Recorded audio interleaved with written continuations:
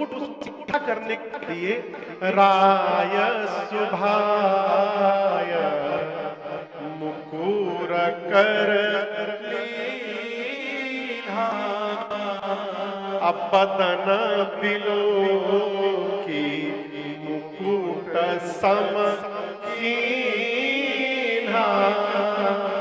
शीशे में देखकर महाराज दशरथ ने अपने सिर का मुकुट सीधा किया, और जैसे मुकुट सीधा किया महाराज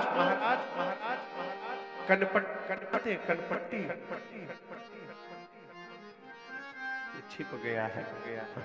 ये देखिए जो निकला है ना, इसको कलम भी बोलते हैं हमारे भारत में, कलम भैया। आजकल तो ये गायब हो गया है। यहाँ के नीचे पूरा सांप है, यहाँ के नीचे पूरा सांप। कई जगह तो 2-3 हाईवे भी बने रहते हैं इसमें ऐसे।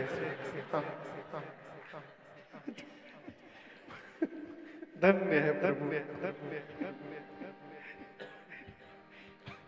हम लोग एक बार चेन्नई में कथा गाने गए, तो वहां एक बच्चा आया, दया आ रही थी उसको देखकर बेचारे को।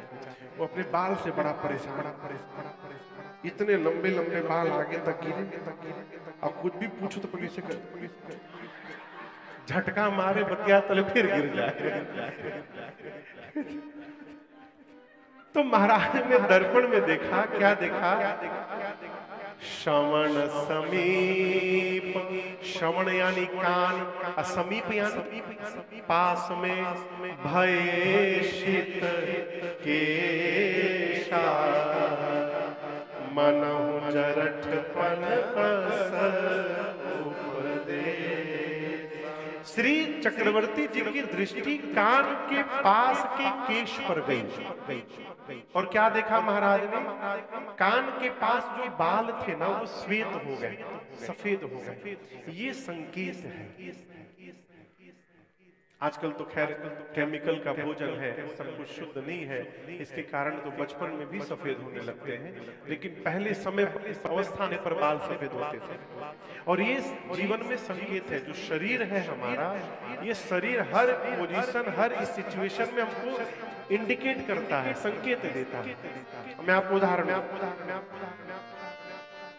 भोजन करने आप बैठे, भोजन करते करते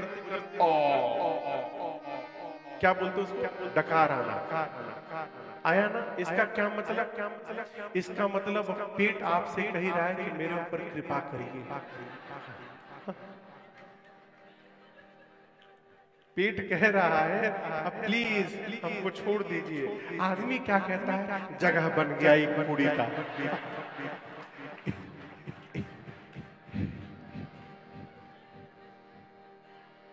आंख से कम सुनाई देने लगे, दिखाई देने लगे, ये संकेत है। क्या?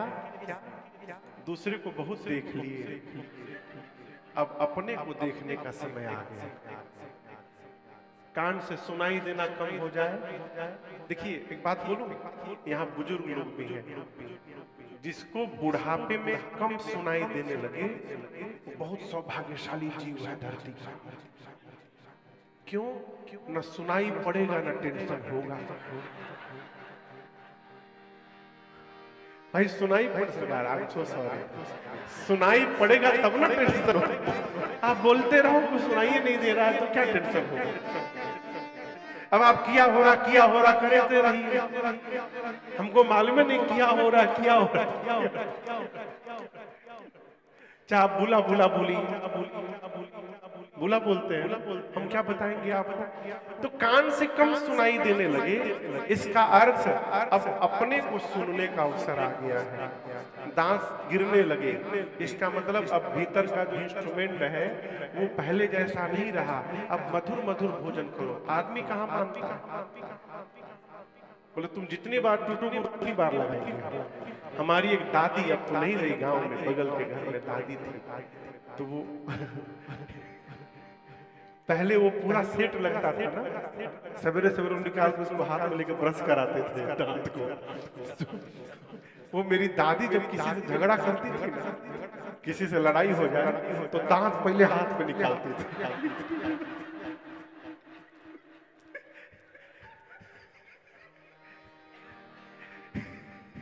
दांत भैया हाथ में ले लेती थी, उसके बाद शुरू होती थी।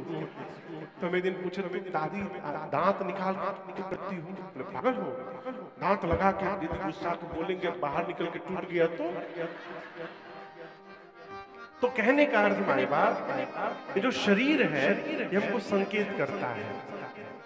महाराज के कान के पास के केश श्वेत हुए, अब महाराज को संकेत मिल गया, मानो ये केश महाराज के कान में जाकर के उनको उपदेश दे रहे थे। महाराज, हम लोगों ने अपना रंग बदलना प्रारंभ कर दिया है, नाउ इट्स योर टर्न, अब आप भी अपना रंग बदलिए। क्या करिए? नृप युवराज राम कहूं दे, जीवन जन्म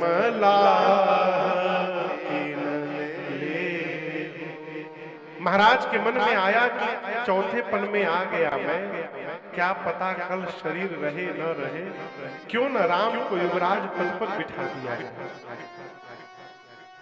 जैसे महाराज के मन में भाव आया, श्री चक्रवर्ती जी महाराज दौड़ कर गए गुरु जी के पास। किसके पास गए? गुरु जी के पास गए। जा करके चरणों में प्रणाम करके कहे, गुरुदेव आपकी कृपा से मैंने जीवन में सारा सुख प्राप्त कर लिया। जो गुरु की आज्ञा का पालन करे वो जीवन में सभी वैभव को प्राप्त कर सकता है। जे गुर चरण रेणु स्थिर धरहि, ते जनु सकल विभव बस करहि। वैभव समझ रहे हैं ना? सुख, सुख मैया बोली सुख। और कोई बतावे? वैभव मने समृद्धि। और बतावे, और बतावे, और बतावे। अब देखिए दो मिल गया ना उत्तर। मैया बोली सुख, भैया बोले समृद्धि। और वैभव मने ऐश्वर्य, ऐश्वर्य, ऐश्वर्य, ऐश्वर्य। और कोई बतावे? फिर हम बाद में बोलेंगे सम्मान, सम्मान, सम्मान। और कुछ दिमाग में आ रहा है? चलिए ठीक है। सुख, समृद्धि, ऐश्वर्य, सम्मान। चलिए सुंदरकांड में एक चौपाई है, मैं वहां लेके चलता हूं। रावण अपनी सभा में बैठा, ठीक। हनुमान जी के जाने के बाद विभीषण जी आए और रावण के पांव को विभीषण जी ने पकड़ लिया। और वहां दोहा है, तात चरण गहिमा राखहु मोर दुलार, सीता देहु राम कहूं अति हित हो। वहां अहित लिखा है, वो गलत है। भगवान तो किसी का अहित करते ही नहीं है, अहित नहीं है। वहां क्या है? अति हित होई तुम। विभीषण जी कह रहे हैं कि यदि राम जी को आप सीता जी नहीं देंगे तो आपका हित होगा। क्या भगवान आपको मारेंगे? मारेंगे तो अपने धाम भेज देंगे। और यदि आप सीता जी को लौटा देंगे तो आपका हित नहीं होगा। क्या होगा? अति हित हो जाएगा। किसने कहा?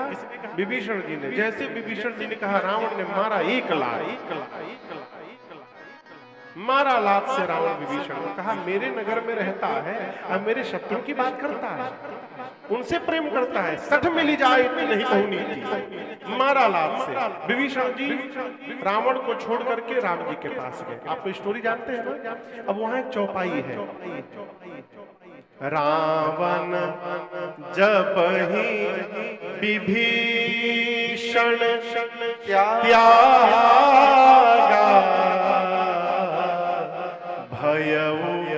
विभव बिनु तब ही अभागा। गोस्वामी जी कहते हैं रावण ने जैसे विभीषण जी का त्याग किया, रावण वैभवहीन हो गया। क्या हो गया? उसकी लंका का सारा वैभव समाप्त हो गया। तो क्या विभीषण जी लंका का सारा सोना लाद के लेके चले गए? विभीषण जी लंका का सारा खजाना लेके चले गए। बोलिए तो रावण वैभवहीन कैसे हो गया? ये प्रश्न है ना। पूरी लंका में एक विभीषण जी ही भगवान के भक्त थे। आप समझ रहे हैं? विभीषण जी ही भगवान के भक्त थे और विभीषण जी लंका के वैभव हैं। भगवान की भक्ति यदि जीवन में आ गई तो भगवान